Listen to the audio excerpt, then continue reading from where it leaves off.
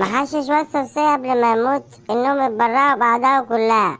قال لهم بس الا المخ عشان عليه صور عائلية.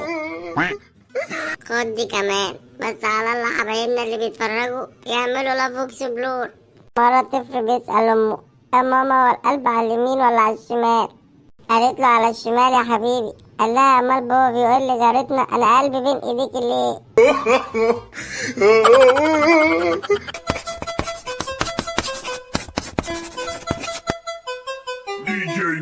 تخيل لو كنا يابانيين كان ايه اللي هيحصل يعني؟ ما كانش في حد هيتكلم من ورا التاني عشان كله كان هيخاف.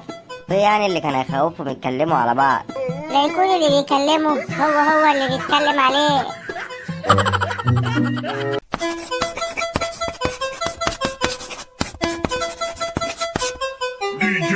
بيقول لك مرة واحد وحبيبته دخلوا مطعم، فالجرسون جالهم قال له ممكن منيو؟ فبيقول لها تاكلي ايه يا حبيبتي؟ قالت له اكل منيو زيك يا حبيبي. قام قايل لها منيو لله اللي عرفني بيكي.